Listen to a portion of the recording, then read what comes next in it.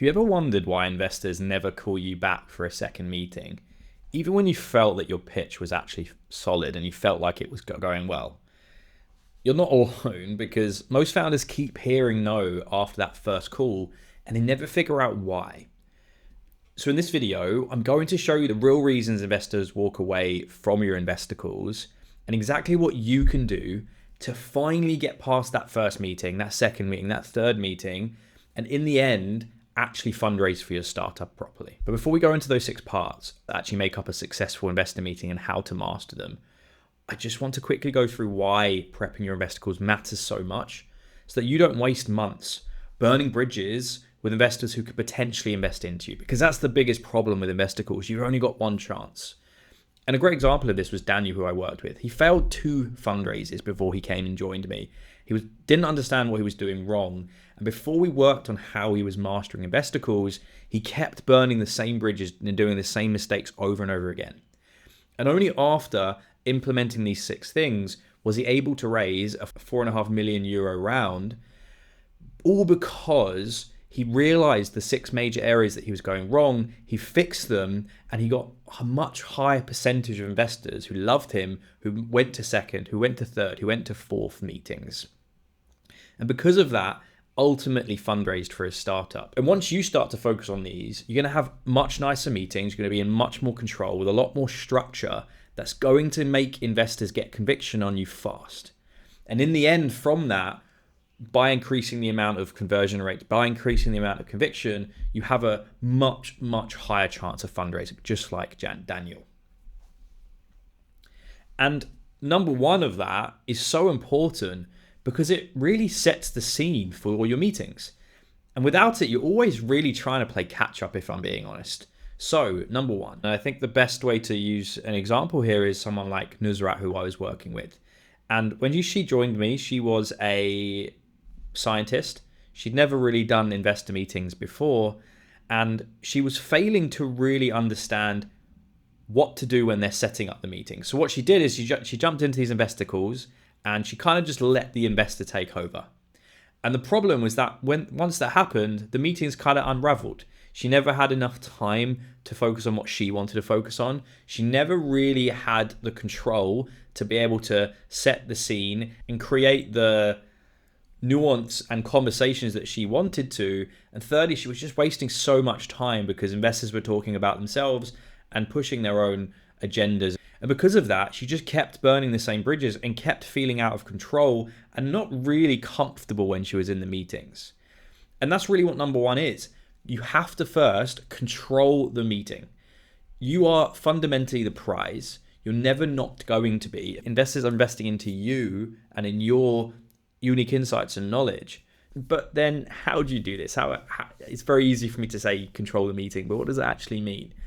So first, you need to prep yourself within the mindset before you do these calls. You need to really understand that you are the prize, that this is your funding round, and that you're not scared of investors, you're not scared of their money, and you're scared that it's going to fail. And fundamentally, what you're really trying to think of is, I am the prize here. This is my funding round, and I want to control how this goes with an investor. That's the first thing. Otherwise, the second thing you'll never do. Now, the second thing is you have to control the meeting. When you jump into the conversation with an investor, there is nothing wrong with saying, hey, I think we should set an agenda. This is what I think we should do. Let's go from there. That agenda is really what's going to allow you to make sure that you are controlling that and doing everything that you need to do to successfully fundraise for your startup.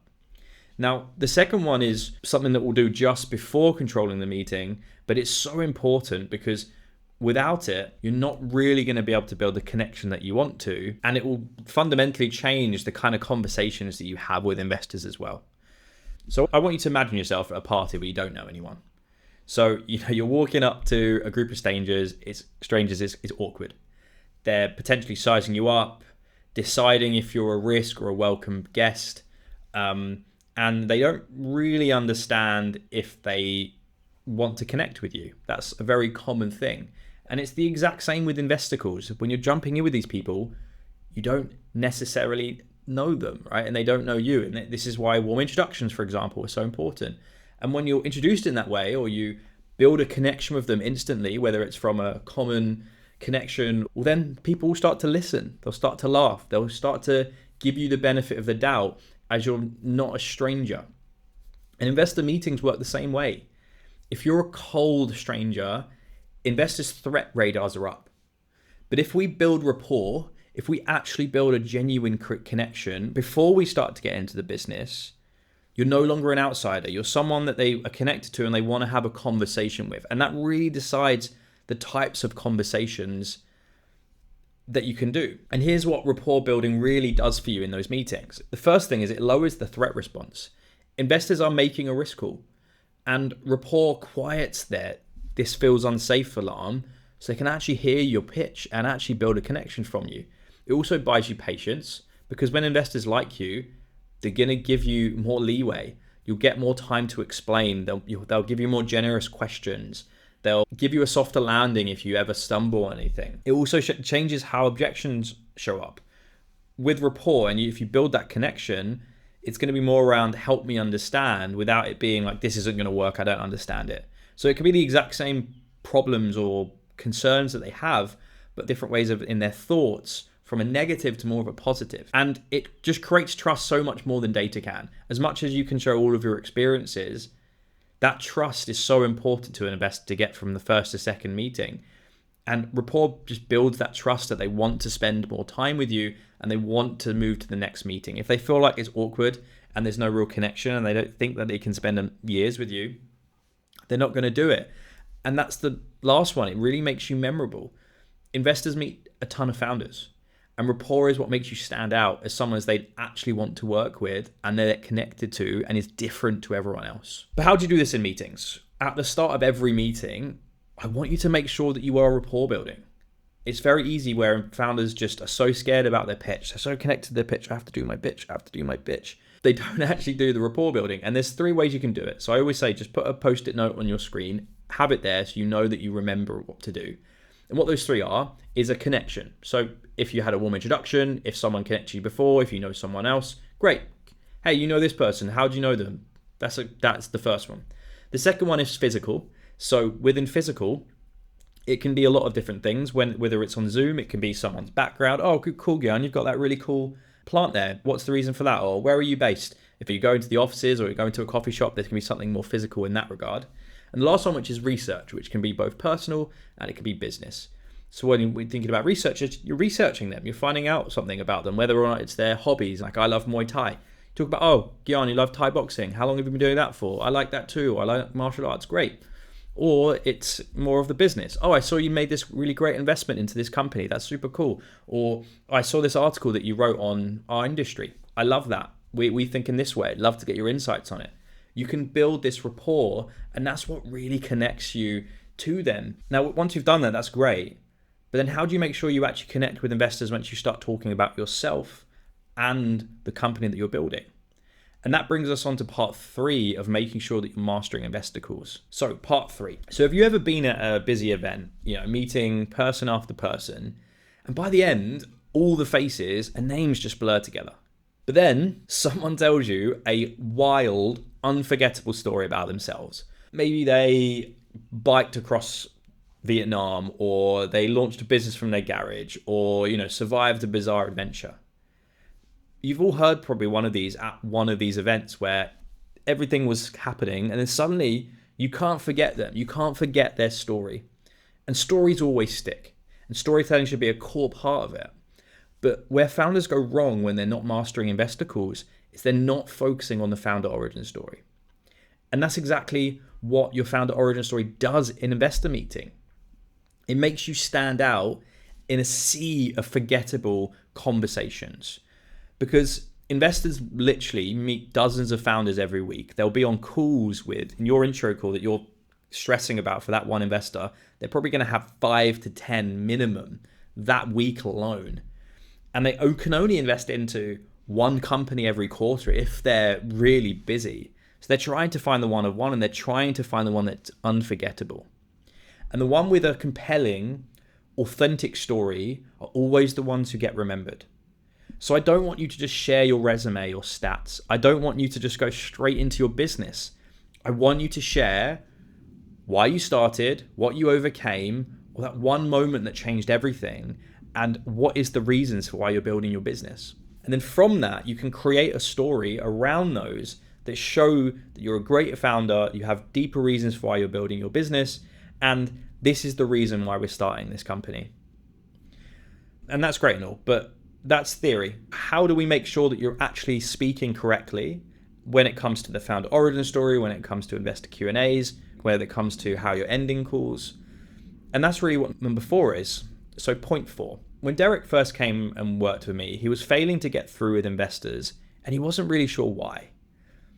But when we started to work on practice and really understanding how to set up an investor meeting correctly, and then looking back at our recordings and understanding what was going right or wrong, only then did we really understand what he had to do with his calls that made it successful, how to set them up correctly, both in terms of answering questions, the founder origin story, building rapport, but then also tinkering them and iterating on what we're doing.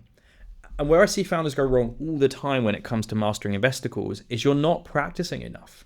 And I don't just mean in jumping in calls, but I mean actually recording yourself, looking back at those recordings, seeing what works or doesn't, and then iterating and improving. Because only then will you really understand which questions are investors really pushing you on. Where do I have to push and pull? Why am I answering this question badly and how do I improve? All of these will improve as you build in practice cycles and you start to record yourself and look back at what's happening. Now, once we've done this, we should have a great rapport building and connection, building a founder origin story that makes investors love you, and build in practice cycles that really make you much better and improve when you're actually in these investor calls and the ones you care about. And that's what brings us on to part 5, which is really about how we can think more externally to the investor and helping them as much as possible with what they need from you. So point 5, a great example of this is actually my old colleague when I was at Octopus as a VC. One of my colleagues came to us, and every VC fund will have this, where you have a weekly meeting with everyone in the team and they bring companies that they've met that week to say, we should spend more time with this company and I'm inviting other people to join for that second meeting. So my colleague, he came to us and he was talking about this company. Now, everyone else, including me, we didn't have as much background. We never met this founder. We didn't really know what was happening. We didn't even see a deck because we had so many different companies we wanted to talk about. So he pitched this company to us. Now, the way he pitched it to us, we weren't that excited by it. We started pushing him on questions. He kind of knew the answers. He didn't know some of them.